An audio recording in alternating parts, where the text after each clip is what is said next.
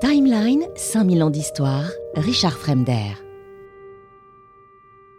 Le 30 avril 1945, Hitler se suicide dans son bunker. Il emporte avec lui l'illusion et laisse derrière un cadavre non pas glorieux, mais littéralement toxique, un corps saturé de produits, une dépouille chimique.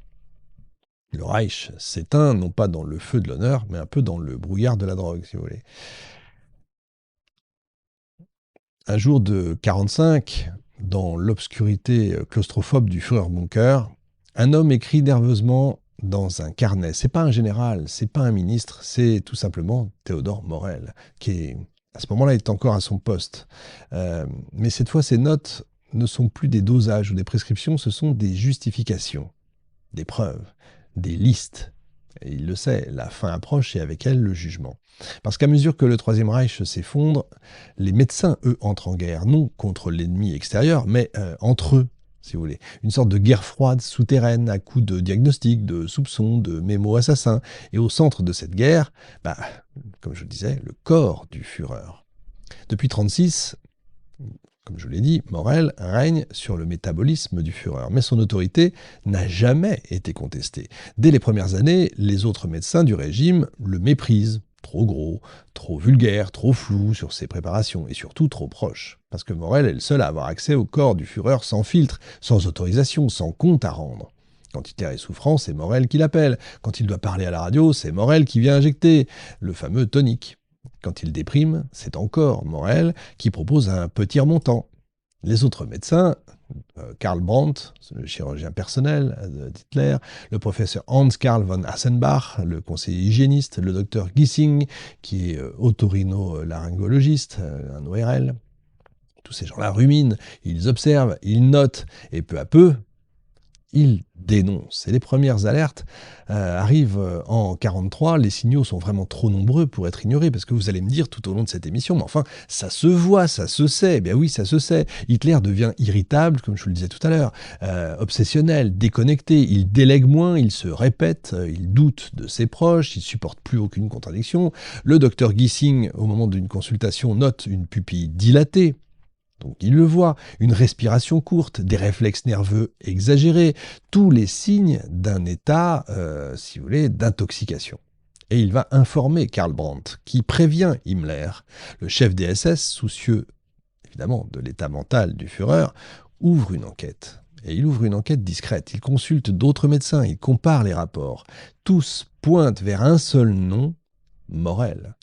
Mais Morel tient bon, il sait que le Führer attend. Et il attend quoi? Il attend des soulagements immédiats. Et tant qu'il procure ces soulagements, il est intouchable. Le culte du résultat, un peu jusqu'à l'absurde si vous voulez. Dans les derniers mois de la guerre, cette emprise devient littéralement caricaturale. Hitler souffre de plus en plus, je vous l'ai dit, spasmes digestifs, douleurs dorsales, tremblements incontrôlables. Morel réagit comme toujours, il augmente donc les doses et au lieu de traiter les causes, encore une fois, il multiplie les effets, vitamines, opioïdes, stimulants. Chaque symptôme devient une occasion de piqûre, chaque plainte une nouvelle formule. Morel se vante auprès de ses collègues, il est encore debout grâce à moi. Mais autour, les regards se font plus lourds. Speer, Bormann, Goebbels et même Eva Braun parlent ouvertement d'un Hitler transformé, fragilisé, hors de la réalité. Ils ne savent pas tout, mais ils sont quand même en train de deviner. Le moment du soupçon atteint son comble au printemps 1945. Dans une note restée célèbre, le docteur Gissing rédige un rapport confidentiel qui est adressé à Karl Brandt. Il décrit les effets visibles de l'Eukodal sur Hitler. Addiction, désinhibition, euphorie, suivie de léthargie, perte de jugement. Gissing parle ouvertement de toxicomanie. Et il conclut, le Führer est devenu dépendant des injections de Morel. Ça affecte ses décisions, ça met l'État en danger. Et Brandt, fort de cette note, va voir Hitler et il se heurte à un mur. Le Führer s'emporte, il accuse Brandt d'ingratitude. Carrément, il le renvoie. Il crie « Morel est le seul à m'avoir soulagé, le seul à comprendre ce que je vis ». La vérité scientifique échoue, en fait, devant la fidélité émotionnelle. Hitler est accro, il protège son dealer, tout simplement. Mais le château de cartes va vaciller. En avril 1945, dans le bunker, Morel est épuisé, lui aussi paranoïaque, visé.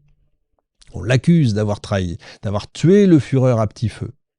Et donc il sent le vent tourner quand même, hein. Il écrit frénétiquement dans ses carnets les noms des médicaments, les doses, les dates, il veut se protéger, prouver qu'il n'a fait qu'obéir. Mais à ce moment-là, il n'est plus du tout utile. Hitler, dans ses dernières heures, l'a mis à la porte. Il n'a même pas un mot d'adieu, juste un silence. Morel, hagard, quitte le bunker le 22 avril, emportant avec lui des valises pleines de fioles. Et il est arrêté quelques semaines plus tard par les Américains à Bad Reichenhall. Il pèse plus de 120 kilos, il transpire, il délire, il répète « J'ai sauvé le Führer, je l'ai maintenu en vie, il me doit tout ». Alors il est interné, interrogé, puis relâché, faute de preuves directes de crimes de guerre. Mais il s'en remettra jamais, il va mourir en 1948, obèse, abandonné, oublié. Après la guerre, ses carnets sont retrouvés dans les décombres. Des dizaines de pages manuscrits, codées, imprécises. Des chercheurs les analysent, les recoupent, le verdict tombe. Hitler, entre 1943 et 1945, a reçu en moyenne 20 à 30 substances différentes. Un corps totalement saturé, maintenu en vie par une médecine de l'urgence, de la dissimulation, de l'illusion.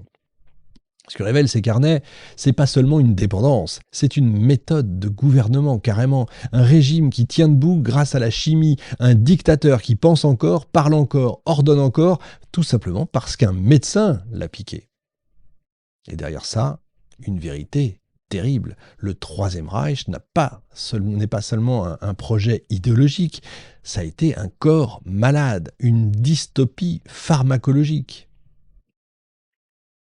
Le 8 mai 1945, le silence s'abat sur l'Europe, les canons se taisent, le Troisième Reich n'est plus, Berlin est en ruine, sa capitale réduite à une carcasse de béton et de gravats.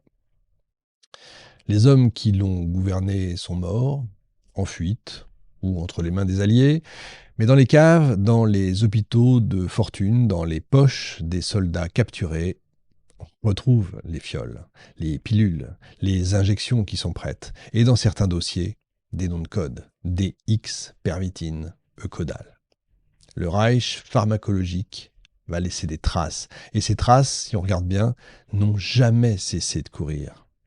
Ce que Norman Euler révèle dans L'Extase totale, le livre, donc, c'est pas seulement un chapitre oublié de la Seconde Guerre mondiale, c'est tout simplement une bascule du XXe siècle, une bascule où l'idée de guerre, d'héroïsme, de volonté cesse d'être une affaire morale pour devenir un phénomène littéralement chimique. Le Troisième Reich, ça a été le premier régime en fait à intégrer la drogue comme outil d'État, pas dans l'ombre, pas dans les marges, mais tout simplement au cœur du fonctionnement militaire, politique, psychologique. La drogue n'est pas une déviance à ce moment-là, elle est une technologie, une technique de gouvernement. Et ça change tout, parce que si on regarde bien, cette vision ne s'est pas éteinte avec Hitler. Elle a muté, elle s'est répandue sous d'autres formes, dans d'autres logiques, parfois encore jusqu'à nous. Timeline, 5000 ans d'histoire, Richard Fremder.